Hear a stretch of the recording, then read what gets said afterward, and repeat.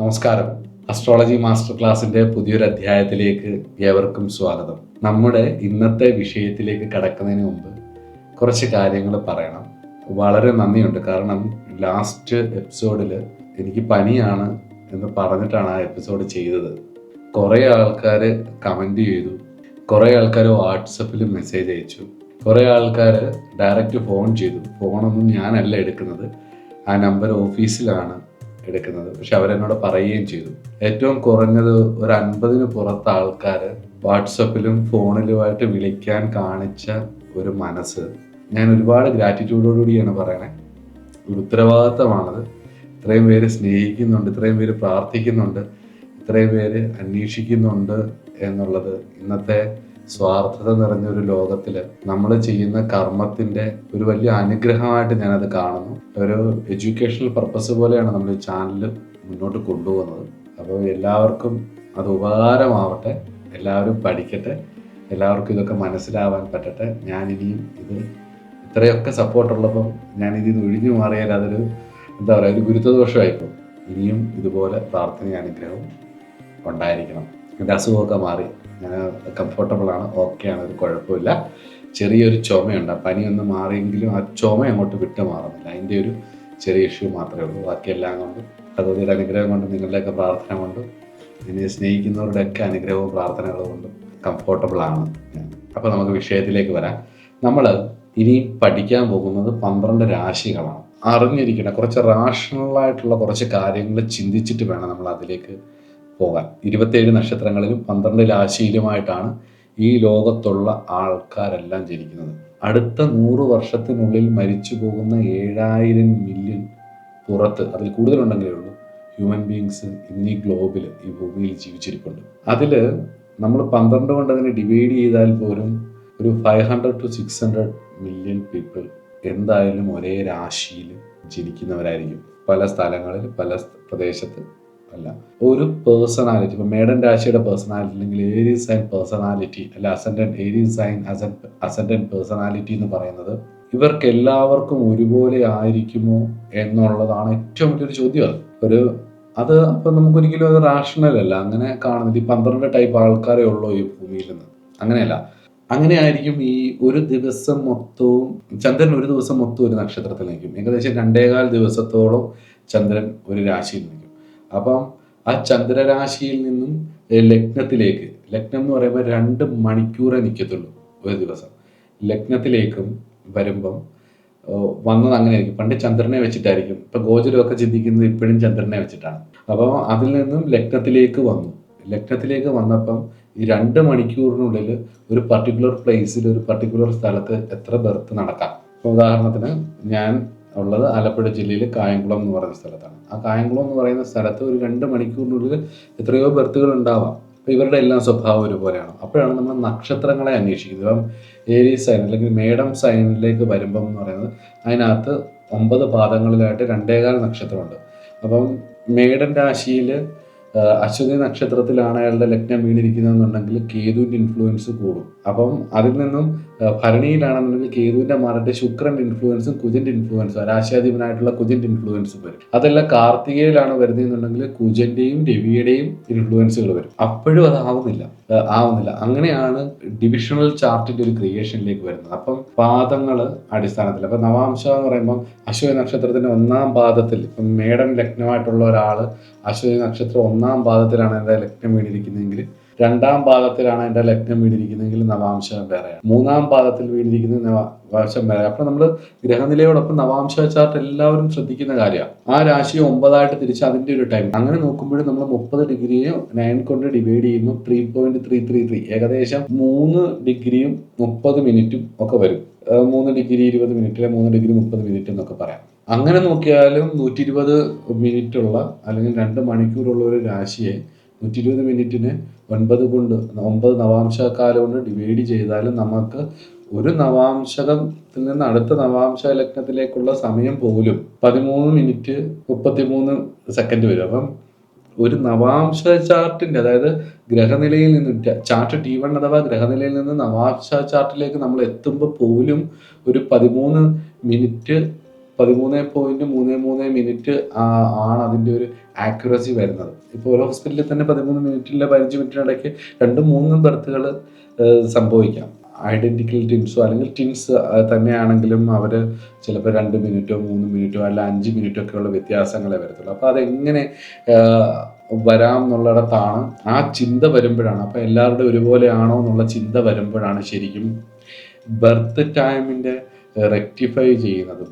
Time, birth place, birth time, പിന്നെ ആ ഒരു ബർത്ത് ടൈമിൻ്റെ ഒരു കറക്ഷൻ വരുത്തുന്നതും ഡിവിഷണൽ ചാർട്ടിൻ്റെ പ്രാധാന്യം വരുന്നത്. അത് നക്ഷത്ര അടിസ്ഥാനത്തിൽ ഗ്രഹനില, ഭാവം, ഭാവാധിപൻ, സ്റ്റാർ ലോഡ്, അതായത് അതിൻ്റെ നക്ഷത്രാധിപൻ, നക്ഷത്ര ഉപാധിപൻ, നക്ഷത്ര ഉപോപാധിപൻ എന്ന് തുടങ്ങിയിട്ട് KP ഒക്കെ എടുക്കുന്നത് അങ്ങനെയാണ്. ആ നക്ഷത്രത്തിൻ്റെ അപഹാരനാഥൻ, ഛിദ്രനാഥൻ, സൂക്ഷ്മനാഥൻ എന്ന് പറഞ്ഞിട്ടാണ് star load, sub load, sub load എന്ന് പറഞ്ഞ് പോകുന്നത്. കുറച്ച് കോംപ്ലിക്കേറ്റഡ് ആണ്, ഒന്ന് ശ്രദ്ധിച്ചിരിക്കണം കേട്ടോ.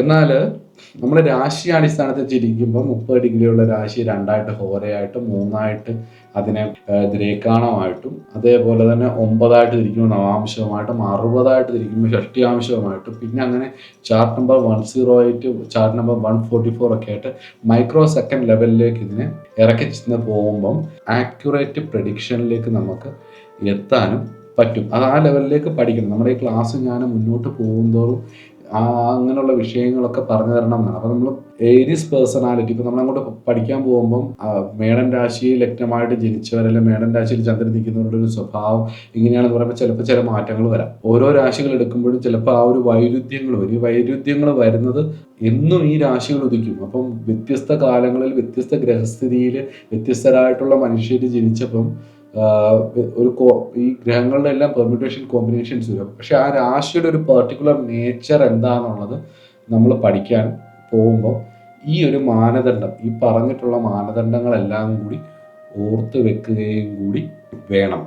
ഒരു 40-50% ഫലങ്ങൾ രാശി കൊണ്ടും ഗ്രഹങ്ങളെ കൊണ്ടും ഗ്രഹങ്ങളുടെ കോമ്പിനേഷൻസ് കൊണ്ടും അതിൻ്റെ നക്ഷത്രാധിപന്മാരെ കൊണ്ടും നവാംശ രാശി കൊണ്ടും ദശയും അപഹാരവും കൊണ്ടും ഗോചര ഫലങ്ങളും ഒക്കെ കൊണ്ടും രാശികളുടെ ഗ്രഹങ്ങളുടെയും ഭാവങ്ങളുടെയും തമ്മിലുള്ള ഇന്റർലിങ്കുകൾ, അതേപോലെയുള്ള കാര്യങ്ങൾ നമ്മൾ എത്രത്തോളം പഠിക്കുന്നതിനനുസരിച്ച് ഒരു 40-60% ഫലങ്ങൾ പറയാം. അതുകൊണ്ട് തന്നെയാണ് അസ്ട്രോളജേഴ്സ് ഒരു പരിധി വരെ പിടിച്ചു നിൽക്കുന്നത്. ഒരു 80-90% ആക്യുറസിയിൽ ഫലം ഞാൻ അങ്ങനെ ഒരുപാട് അടുത്ത് പറഞ്ഞിട്ടുണ്ട്, ചിലടത്ത് പരാജയപ്പെട്ടു പോയിട്ടുണ്ട്. പക്ഷേ എൻ്റെ ഒരു 80-90% കൺസൾട്ടേഷനിലും ഞാൻ ആദ്യം തന്നെ ഫലം പറയും. ഫലം പറഞ്ഞിട്ട് അവരുടെ അടുത്ത് ചോദിക്കത്തുള്ളൂ ഇതാണോ നിങ്ങളുടെ ഫലം എന്നുള്ളത്. അപ്പം അതിന് കാരണം എന്ന് പറയുന്നത് ഈ പറഞ്ഞ മാനദണ്ഡങ്ങളെല്ലാം നോക്കണം, ഷഡ്ബലങ്ങൾ നോക്കണം, അതേപോലെ അഷ്ടവർഗങ്ങൾ നോക്കണം, അങ്ങനെ എല്ലാ കാര്യങ്ങളും നോക്കിയിട്ട് വേണം അത് പറയാൻ. അതിനൊരു ശാസ്ത്രീയതയുണ്ട്. ഒരു ബേസിക്സ് ഒരു 50-60% പറയാം, അതിൽ സംശയമില്ല. നന്നായിട്ട് പഠിക്കുന്ന ഒരാൾക്ക് പറയാം. പക്ഷെ ഒരു 80-90% ആക്യുറേറ്റ് പ്രിഡിക്ഷനിലും ആക്യുറേറ്റ് ആയിട്ട് ഇയാളുടെ ലൈഫ് ഇങ്ങനെയായിരിക്കും പോകുന്നത്, നിങ്ങൾ ഇത് മാത്രം ചെയ്താൽ മതി എന്ന് പറയണമെങ്കിൽ നമ്മൾ ഒരുപാട് ആഴത്തിലേക്ക് ഇറങ്ങി പോകണം. ആ ആഴത്തിലേക്ക് ഇറങ്ങി പോകുന്നവർ, ഞാൻ ഇന്ന് ഈ വീഡിയോ ചെയ്യാൻ കാരണം ഇത്രയും ആത്മാർത്ഥമായിട്ട് ഈ വീഡിയോ ഫോളോ ചെയ്യുന്നുണ്ട് എന്ന് മനസ്സിലാക്കിയോണ്ട. അതുകൊണ്ട് ഇത് എവിടെയൊക്കെയോ ലോകത്തിൻ്റെ എവിടെയൊക്കെയോ ഇരുന്നാണ് ഇത് പഠിക്കുന്നത്. പലരും വിദേശ രാജ്യങ്ങളിലൊക്കെയാണ്. ഞാൻ ജീവിതത്തിൽ ഒരിക്കൽ പോലും ഇനി കാണുമെന്ന് പോലും ഉറപ്പില്ലാത്ത പലരുമാണ് പല സ്ഥലങ്ങളിലും ഇരുന്ന് പഠിക്കുന്നത്. അപ്പം എനിക്ക് നിങ്ങളോട് പറയാനുള്ളത്, നിങ്ങൾ ഈ ശാസ്ത്രത്തെ നന്നായി സ്നേഹിക്കുന്നുണ്ടെങ്കിൽ, ഇത് നന്നായിട്ട് നിങ്ങൾക്ക് മനസ്സിലാക്കണം എന്നുണ്ടെങ്കിൽ നിങ്ങളുടെ ലൈഫിൽ തന്നെ നിങ്ങൾക്കത് ഉപകാരപ്പെടും. നിങ്ങൾ ഏത് മേഖലയിൽ വർക്ക് ചെയ്യുന്നവരാണെങ്കിലും ആ കാര്യം നിങ്ങൾക്ക് ഉപകാരപ്പെടും. അത് കൃത്യമായി നിങ്ങൾക്ക് ഫോളോ ചെയ്യാൻ പറ്റിക്കഴിഞ്ഞ് കഴിഞ്ഞാൽ ഈ ശാസ്ത്രവും മനസ്സിലാവും, നിങ്ങൾക്ക് നേച്ചറിൻ്റെ ഒരു യൂണിവേഴ്സിൻ്റെ ഒരു ബാലൻസ് എങ്ങനെയാണ് പോകുന്നതെന്നുള്ളതും മനസ്സിലാവും. അപ്പം ഞാൻ അതൊന്ന് പറയാം. ഇതൊരു അലേർട്ട് പോലെ കാണണം. കാരണം നമ്മൾ മനുഷ്യരാണ്, മനുഷ്യൻ്റെതായ പരിമിതികളുണ്ട്. ഇപ്പം നമ്മൾ ജ്യോതിഷം പറഞ്ഞ് വിജയിക്കാം, തെറ്റാം. ഏതൊരു മേഖലയിലും എക്സ്പീരിയൻസ് ഉള്ള ഒരാൾക്ക് അറിയാം, നമ്മൾ എത്ര പെർഫെക്ഷനിലൂടെ ചെയ്താലും ചില സമയത്ത് നമ്മൾ പരാജയങ്ങൾ സംഭവിക്കാം നമുക്ക്. അപ്പം ആ പരാജയങ്ങളുടെ അളവ് കുറയുന്നതിനനുസരിച്ചാണ് നമ്മുടെ സക്സസ് റേറ്റും നമ്മുടെ കോൺഫിഡൻസും ഇരിക്കുന്നത്. അപ്പോൾ മനുഷ്യൻ ഈശ്വരനിലേക്കുള്ള വളർച്ചയാണ്. അതായത് ലഗ്നത്തിൽ തുടങ്ങി 12ാം രാശിയായിട്ടുള്ള മോക്ഷത്തിലേക്കുള്ള യാത്രയാണ് ജീവിതം. അപ്പം അതിലേക്ക് സഞ്ചരിക്കുമ്പം നമ്മൾ അറിഞ്ഞിരിക്കണ്ടേ. ഇപ്പം ഒരു അസ്ട്രോളജർ ആയാലും ഏതൊരാളായാലും അതിൻ്റെ ഒരു സക്സസ്സിലേക്ക് എത്തണമെങ്കിൽ നമ്മുടെ ബ്രെയിൻ ഷാർപ്പായിരിക്കണം. അതിന് വേണ്ട കാര്യങ്ങൾ കൂടുതലായിട്ട് ചെയ്യണം. സ്റ്റേബിൾ ആയിട്ടുള്ളൊരു മൈൻഡ് സെറ്റിൻ്റെ ഒരു സ്റ്റെബിലിറ്റി അത് വേണം. ഈ പഠിക്കുന്ന വിഷയത്തെക്കുറിച്ചുള്ള നോളജ് കിട്ടാവുന്നത്ര പഠിക്കുക. ഇപ്പോഴും ഞാൻ പഠിച്ചുകൊണ്ടിരിക്കുകയാണ്. എത്ര കാലം വേണേലും ഇത് പഠിക്കാം. പുതിയ പുതിയ മേഖലകൾ നമ്മൾ പഠിച്ചുകൊണ്ടേയിരിക്കാം. അപ്പോൾ നമ്മുടെ ഇത് ഏത് മേഖലയിലും നിങ്ങൾക്ക് യൂസ് ചെയ്യാം കേട്ടോ. നിങ്ങളുടെ ജീവിതത്തിൻ്റെ ഏത് മേഖലയിലും യൂസ് ചെയ്യാം. നിങ്ങൾ ചെയ്യുന്ന മേഖലയിൽ വീണ്ടും വീണ്ടും വീണ്ടും പഠിച്ചുകൊണ്ടേയിരിക്കുക.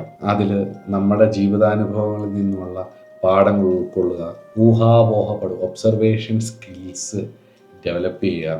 നല്ല രീതിയിൽ വിഷയങ്ങളെ ഒബ്സർവ് ചെയ്യാൻ പഠിക്കുക. കാലദേശങ്ങൾക്കനുസരിച്ച് ഇപ്പോഴത്തെ ട്രെൻഡ് മനസ്സിലാക്കിയിട്ട് നമ്മൾ ഓരോ ട്രെൻഡിനും എങ്ങനെയാണ് ആൾക്കാർ എന്നുള്ളത്, അപ്പം അത് നമുക്ക് കാര്യങ്ങൾ മനസ്സിലാവും. അതേപോലെ ദൈവാധീനം വരുത്താൻ നോക്കുക. ഗുരുത്വം, അതായത് ഒരു യൂണിവേഴ്സൽ സപ്പോർട്ടാണ്. അതൊരു യൂണിവേഴ്സിൻ്റെ ഒരു നമുക്ക് വേണ്ടി തുറന്നിടുന്നതാണ്. Right time, right place, right people, right things. ഇതെല്ലാം നമ്മൾ അറിയാതെ നമ്മളിലേക്ക് വന്ന് ചേരേണ്ടതാണ്.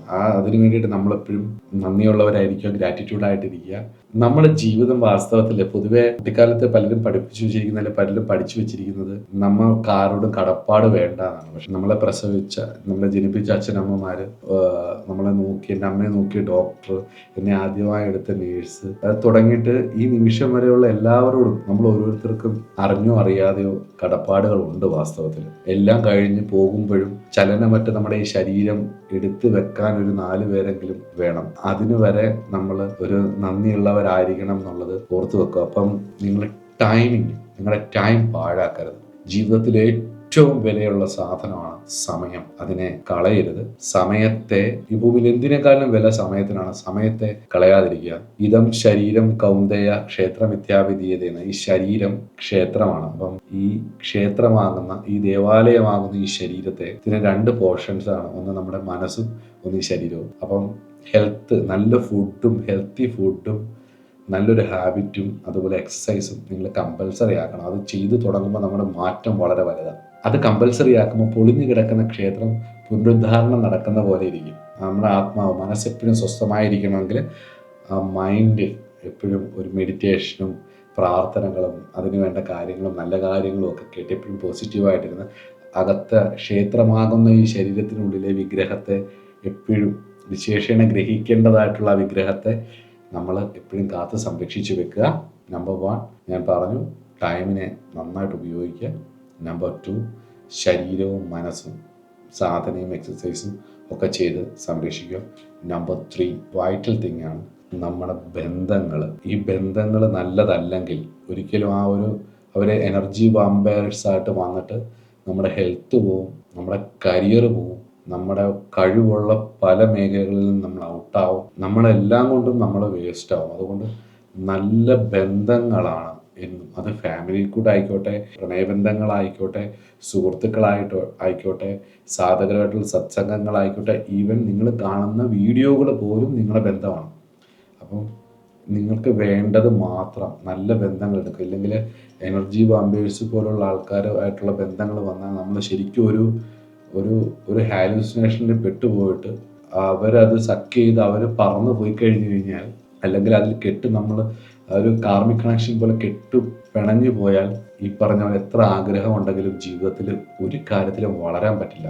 ഈ ശാസ്ത്രം എന്നല്ല ഒരു ശാസ്ത്രവും പഠിക്കാൻ പറ്റില്ല. നിങ്ങൾക്ക് ഒന്നും ആവാൻ പറ്റില്ല. അതൊക്കെ ഒരു പരിധി വരെ നമുക്ക് ഈ ഗ്രഹനിലകൾ കൊണ്ട് മനസ്സിലാക്കുകയും ചെയ്യാം. നിങ്ങളുടെ കൂട്ടത്തിലുള്ള ചേർന്ന് നിൽക്കുന്ന നിങ്ങളുടെ ഇന്നർ സർക്കിളിലുള്ളവരെല്ലാവരും വളരെ പോസിറ്റീവായിട്ടുള്ളവരുമായിട്ട് മാക്സിമം സമയം സ്പെൻഡ് ചെയ്യാനും അല്ലാത്ത കാര്യങ്ങളെ ഇഗ്നോർ ചെയ്ത് മുന്നോട്ട് പോകാനും പഠിച്ചില്ലെങ്കിൽ സമയം വേസ്റ്റ് ആവും. ക്ഷേത്രമാകുന്ന ശരീരം നശിക്കും. അതിലെ ആത്മാവ്, ചൈതന്യമാകുന്ന മനസ്സും ആത്മാവും നശിക്കും. നിങ്ങളല്ലാതെയാവും. ഈ ശാസ്ത്രം കൈകാര്യം ചെയ്യാൻ ഈ പറഞ്ഞ കാര്യങ്ങളെല്ലാം മനസ്സിലാക്കണം. കൂട്ടത്തിൽ നമ്മൾ ബാക്കിയുള്ള കാര്യങ്ങൾ ഇത്രയൊക്കെ ചെയ്താൽ ബാക്കിയുള്ള കാര്യങ്ങളെല്ലാം വരും നമ്മുടെ അടുത്തേക്ക്.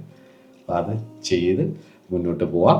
അടുത്ത ക്ലാസ് മുതൽ അപ്പം നമുക്ക് വളരെ രസത്തിൽ നമുക്ക് ഓരോ രാശികളുടെയും പേഴ്സണാലിറ്റീസിനെ കുറിച്ച് പഠിക്കാം. നമസ്കാരം.